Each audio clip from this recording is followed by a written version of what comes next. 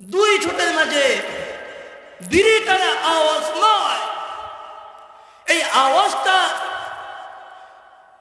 সুদের খাতায় নাম লেখা হাজী সাহেবের আওয়াজ নয়, ঠিক কিনা? আওয়াজটা হতে হবে সুদ মুক্ত, হারাম মুক্ত, মুসলমান ইমানদারের আওয়াজ। বলেন ঠিক কিনা? ইখলাসুল আওয়াজ হতে হবে।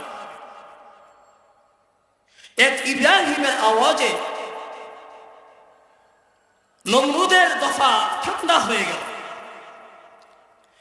এক মূসা আলাইহিস সালামের এক আওয়াজের কারণে ফিরআউনের অবস্থা ঠান্ডা হয়ে গেল। ঠিক তেমনি ভাবে মুসলমান বেশি দরকার নয়, ইখলাস ওয়ালা অল্প সংখ্যক মুসলমান, ইখলাস নিয়ে অল্প সংখ্যক মুসলমান যদি ঈমানের আওয়াজ তোলে, ঈমানের আওয়াজ দেয়, বেঈমান নাস্তিক মুরতাদদের অবস্থা এমন হবে, হয়তো তারা পালন করবে, না হয় তারা তওবা করবে।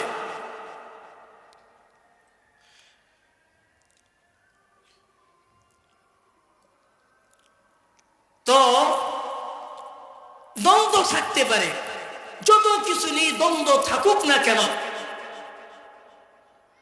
বিভিন্ন বিষয় নিয়ে দ্বন্দ্ব থাকতে পারে,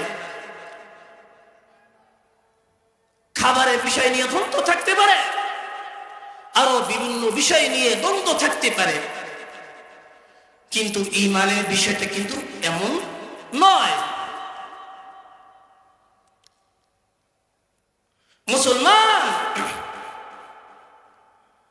মুসলমানের মুখ থেকে, মুসলমানের জবান থেকে আওয়াজ আসে, অমুকে যদি মসজিদে আসে আমি নামাজ পড়ব না, আজীব অবস্থা। অমুকে যদি তাবলীগ আসে আমি তাবলীগ করব না, আমি তাবলীগ নাই। অমুকে যদি মসজিদে সভাপতি হয় তাহলে নামাজ পড়ব, অন্যথায় আমি নামাজ পড়ব না। অমুকে যদি মসজিদে ইমাম হয় তাহলে আমি মসজিদে নামাজ পড়ব, অন্যথায় নামাজ পড়ব না। অমুকে যদি এই দলে থাকে তাহলে আমি মসজিদে আসবো, অন্যথায় আমি মসজিদে আসব না। এটা কি কখনো মুসলমান ইমানদারের আওয়াজ হতে পারে?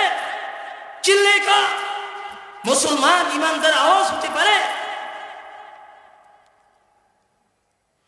গোলামি, আমরা ইবাদত বন্দেগী আমরা কার জন্য করি? কার ইবাদত বন্দেগী? আল্লাহ। কার? একমাত্র আমরা আল্লাহর ইবাদত বন্দেগী করি।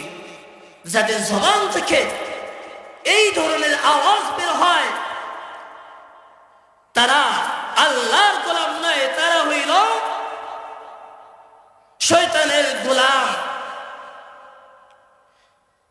তারা হইল